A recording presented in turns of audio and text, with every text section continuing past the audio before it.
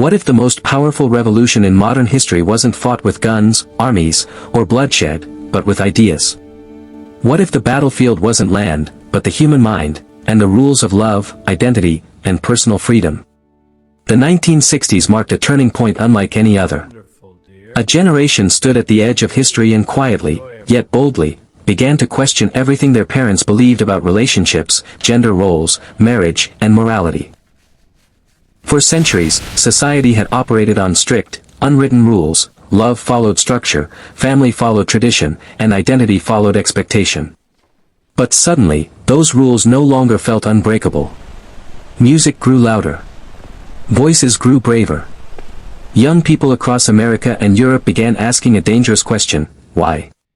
Why must love follow one path? Why must women accept limited roles? Why must personal happiness bow to social approval? This wasn't chaos. It was awakening.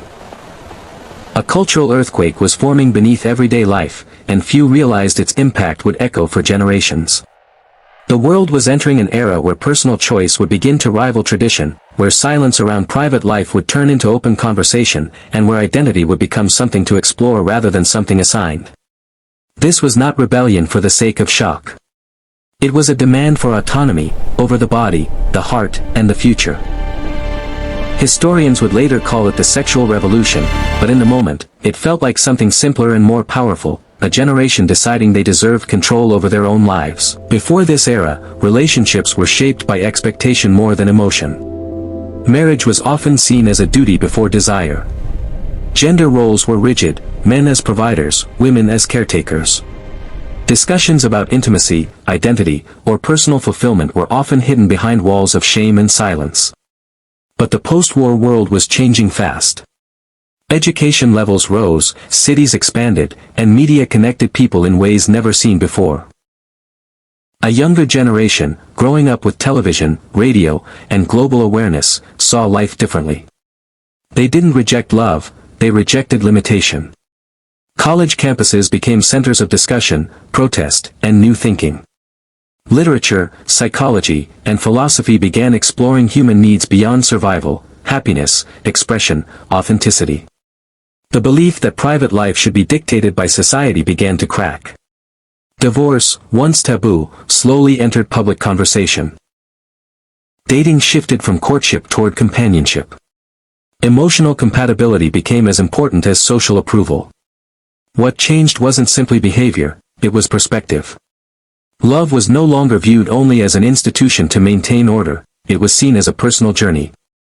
Critics feared moral collapse, but supporters argued something else was happening: honesty. For the first time in generations, people were speaking openly about feelings, desires, and identities that had always existed but rarely been acknowledged. The revolution was not about destroying structure, it was about allowing space for individuality within it. Today, many conversations about equality, identity, and personal freedom trace their roots back to this era. The sexual revolution did not create human emotions, it created space to discuss them. It shifted the focus from obligation to understanding, from silence to dialogue.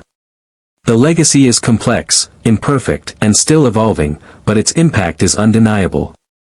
It reminds us that revolutions are not always loud explosions in history books. Sometimes they are quiet shifts in how people see themselves and each other.